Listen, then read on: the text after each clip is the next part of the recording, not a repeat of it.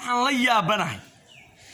nambarka 36 ee ah nambarka kaliya xisaabta nambar walba u qaybsami kara ama nambar badatay u qaybsami kara iyo suuratu yaasiin waxa isku beegay baan la yaabay sidoo kale waxaan la yaabay aayadda 23aad ee suuratu nisaa ku jira aayadda 23aad ee suuratu nisaa ku jira ninka laga xarimayo dumarka yaani guurkooda laga xarimay loo tilmaamayo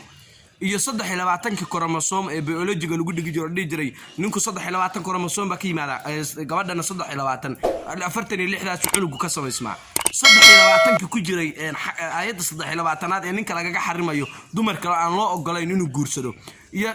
iyo suuratu nisaa oo ku jira suuradii dumarka si iskugu beegmeen arfaafahinta la soco fiidiyoga inta dambe ha ka jarine bal si fiican u dhageyso. Assalaamu alaykum warahmatullaahi wabarakaatuh. jaalayaal iyo johradooyin mudanayaal iyo marwooyin dhageystayaal iyo daawadayaal kulligiin ba soo dhawaada halkan waa Deman TV waa dhab waa dag oo dhameystiran Deman TV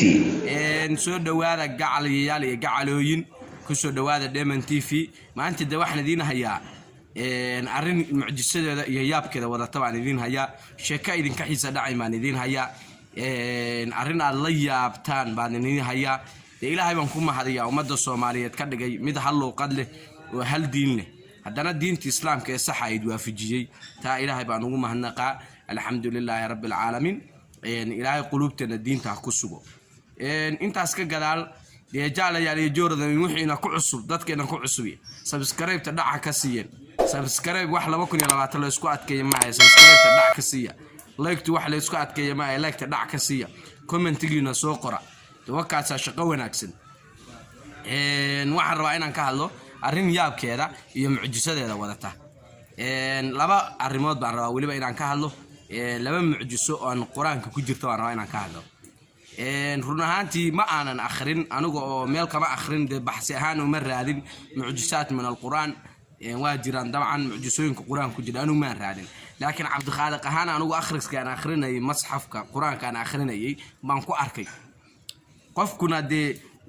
qofkii xilliga nabi aadam noola iyo qofka maanta nool iyo xilli dhaxmid nool iyo kan Mareykan ku nool iyo kan Afrika jooga iyo kan China ku nool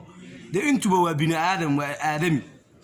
waa isku aqli waa isku maskax luqadda iyo ilaahay baaba kula afka iyo jirkaan kala bedelmaahne isku mid baatiin kulligiin marka qofka China jooga iyo qofka Afrika jooga iyo qofka Mareykan jooga isku sibay u fakarayaan kulligood waa aadami waa bini aadam marka anigu cilmi aan soo baaray ma laakiin waa akhriska anigu akhrinayay iyo cilmigii kala aan lahaa waxyaalo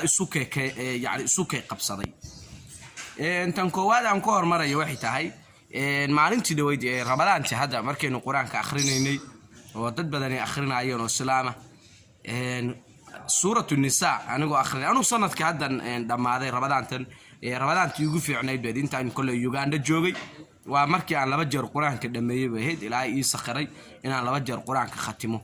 maalintii laba jis baan akhrin jiray marka intii aan quraanka akhrinayay awalna waxaan maqlay sheeka ahayd qofku markuu quraanka akhriyo wuxuu arkaa wuxuu la yaabo mar walba qofku quraanka akhriyo Usmaan bin Affan oo xaafid ahaa oo maxsafka inuu maanta akhrisanayna ururiyay oo kitaabka quraanka ururiyay hal kutub ka wada dhigo jamciyay oo ahlul quraan la dhihi jiray baa wuxuu dhihi jiray markasta aan quraanka akhriyo aayad cusub baan ku arkaa وانا واحد جرا marka anigu ka Cabdi Khaaliq ahaan tiyaan ku arkay baan idin wada taro kale waxa la yiraahdaa primary source of data research markii la joogo yaani qofkii ruuxiga ahaa xogtan meeshii laga soo xigtay qofkii ruuxiga ahaa baa la hayaa primary source of data baa la waxa jira iyadoo sidoo kale secondary source of data marka research sharaxayaan waa yaani markii qof arkay qofkii wax laga soo warinayo ama journal lagu soo qoray markaas kale secondary noqonaysa marka taas research ka lagu dhigtaa laakiin anigu waxaan arkay baan idin ka waramaya ma waxaan meel ka soo akhriyay maana quraanka kariimka waynu garanaynaa isagu inoo ku filan reference iyo marjic inoo ku filan marka quraanka kariimka waxaan ku arkay min suurati nisaa suuratu nisaa ama suurada dumarka ka hadlaysa aayadda 23aad haddana adigu waad fiirin kartaa ilaahay wuxuu leeyahay oo kaga hadlaya ninka ragga ah dumarka laga xarimay inuu guursado yaani dumarka uusan guursan karin waad garanaysaan xurimat alaykum ummahatukum wa banatukum wa akhawatukum saas u soconaysa ila aakhir al-aaya dumar badan ba yani ninka ragga waxa laga xaarantinimay inuu guursado uusan geynin hooyadiis ayaan gabadhiisa maxaa leh walaashiis amaatkum wa khalaatkum eedooyinkin habayarihin ma garatay ba laga xarimay waa suura aayada 23aad ee suurada dumarka suuratu nisaa markay halka joogto suuratu waxaan haysanaa aayada 23aad suuratu nisaa okay waxa u timaada biology u laabo waxaad ku soo qaadateen form 1 form 2 ilaa form 4 ku soo laalaabanayay hereditska ama dhaxalka ilmaha markii la abuurayo cilmiga biology-ga oo cusub xadiiska waxay soo bandhigeen in aabaha dhanka aabaha ay ka imaanayaan 23 koromosoom waxay koromosoom isku sheegaan oo 23 inuu aaba ka imaanayo hooyadana uu ka imaanayo 23 koromosoom 23 ka ay 23 marka la isku daran 46 koromosoom buu noqdaa ilmuhu ka sameysmo waxaan marka la yaabay anigu Cabdikhaaliqaan aayada 23aad ee suuratu nisaa waxay ku leedahay niyahow yeysan gaarin yani guurka yani biyahaagu aysan gaarin ama shahwadaadu aysan gaarin 23 kaagu yeysan gaarin 23 kaleeto ilo qofka dumarka mar walba iyadu uu diyaarsan yahay 23 gudaha diyaar ku tahay 23 ninka ka tagaya baa rabaa in minka hooyada ay ku kulmaan ama minka ama uterus ama womb ama rixim hadba saad u taqaan meesha ilmaha lagu abuuro bay iskugu tagayaan Soomaha marka waxa uu leeyahay 23 kaagan ka ilaali 23 kale yani suurada dumarka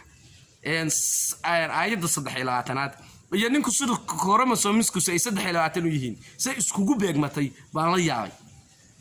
waa u fiirsaday waa la yaabay waxaan ku yiri 23 koromosoom xagaad ku haysatay halkan aayada 23aad oo kaysa maxaa isku beegay quraanka waa ku jiraan suuratu xadiid baa ku jiray in ka saana si fiican u xasuusan curiyaha mar waxaad u laabataa periodic table-ka meesha chemistry-ga ay ku qorqori jireen hydrogen helium lithium bromine waxna ay ku qorqori jireen waan kala ilaaway ay ku qori jireen oo dhigi jireen kuwan waa group su'aalahan magnesium calcium waa isku group kuwan kaleeto dhanka kaleeto oo kuwa kale iyaguna xoog weyn maxaa la jiray bromine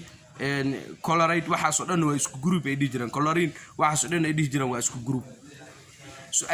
marka waxay sameyn jireen waad xasuusataan mass number iyo atomic number ba u kala sameyn jireen waxay dhigi jireen atomic number-ka iyo neutron-ka marka la isku daro mass number-ka soo baxa mass number-ku waa atomka cufnaantiisu inta cuf uu ka kooban yahay marka curiyahan maxaa la yiraahdaa iron ama xadiidan caadiga ah birta curiyaha iron mass number-kiisu waxa 56 baan u malayaa hadaysan iga khaldanayn 56 buu ahaa suuratu xadiid ee quraanka ku jidana waa suurada 56aad taas anigu mali xigashadeeda meel kale aan ka soo xigtay waan soo xasuustay taas waa mid koowaad aan rabo inaan ka hadlo mid labaad aan rabo inaan ka hadlo de waxaan u maleynayaa hadii halka soo gaadhay wax badan ba ku kala baxay mar haddaba halka soo gaadhay subscribe iska saar oo like iskaga dhufo oo comment aragtidaada ku soo qor 220 subscribe yani wax la isku adkeeyo ma ahani mid labaad aan rabo inaan ka hadlo waxay tahay oo anigu Cabdikhaaliq ahaan aan dul istaagay suurada quraanka ku jira suuratu yaasiin waa suurada 36aad ee quraanka ku jira yani quraanku soo tartiibku iskugu soo xigo suurada 36aad ee quraanka ku jira waa suuratu yaasiin nambarka xisaabta ugu qaybsan ka badan waa nambarka 36 ugu qaybsan ka badan waa 36 nabiguna wuxuu yiri xadiis alayhi salaatu wasalaam qalbiga quraanka ama centerka quraanka ama qalbiga soo qofka qalbiga ugu muhiimsana xubnahaaga keeba ugu muhiimsan qalbiga ugu muhiimsan Soomaa marka nabigu wuxuu yiri qalbul quraan waa yaasiin way suuratu yaasiin suurada yaasiin waa qalbul quraan buu yiri nabi alayhi salaatu wasalaam intaas soo naxaysanaa waxna haysanaa yaasiinka in isku daweeyo in qofku markuu dhimanayo in yaasiinka lagu akhriyo ma gartaba inuu haysanaa laakiin u soo laabo waxan naturalka nambarka 36aad quraanka waxa ku dhex fadhiya yaasiin baa dhex fadhiya nambarka 36na waa nambarka kaliya ugu qaybsinka badan xisaabta tusaale ahaan maxaa la yiraahdaa xoolaad haysataa kaba soo qaad 36 geela baad haysataa ka soo qaad ama 36 neef oo ariyaad haysataa ama 36 neef oo geela Soomaalidu geela jeceshahay baad haysataa waxaad u qaybinaysaa laba nin baa ku yiri war geelaasaan isla leenahay noo qayb de 36 kala jar 18 waa u kala baraysaa labadooda u kala qaybinaysaa saddex nin baa ku yimi warniyo 36 neef oo geelaan haysanaa noo qaybi de 12 baad u siinaysaa 36 neef oo geela haysataa afar nin baa ku yimi de 9 baad ugu qaybinaysaa 4 ku dhufo 36 Soomaa nin walba 9 neef oo geelaad siinaysaa 36 neef oo geela haysataa 18 nin baa ku yiri noo qaybi de nin walba labaad siinaysaa waa numberka ugu macaan xisaab ee qaybsan gala way dadkii fractionka aadka u bartay waxaan ay dhigi jireen LCM lowest common multiple iyo sifa HCF highest common factor sifa amba u garanayaan yani dhufsanayaraha ay wadaagaan arabiga hadda waa dhumay af Soomaaliga waa dhumay moogta LCM ka Soomaali waxa lagu yiraahdaa dhufsanayaraha ay wadaagaan arabigana waxay dhigi jireen المضاعف المشترك الأصغر طبعا يعني المضاعف المشترك الأكبر محل جري HCM highest common factor iyo lowest common multiple marka qofkii waxa soo dhigtay si fiican buu iga sii badiyaa aniga yani 36 u qaybsami karo inta jeer uu isticmaali karo ma garatay marka waxaan la yaabay sida 36 ay quraanka suurada 36 ay suuratu yaasiin u fadhido iyo sida rasuulku yiri suuratu yaasiin waa qalbul quraan labadaas waa laba aan la yaabay oo quraanka aan dul istaagay tanna mar horaan ogaaday hadda ka hor tan dambe ee suuratu nisaa maalintii dhaweyd waliba waxaan u malaynayaa qiraa'adii labaadkii aan akhrinayay inaan ahayd labada mid bay ahayd waxaan jeclaa in markii labaadan quraanka akhrinayay inaan dul istaagay oo aan arkay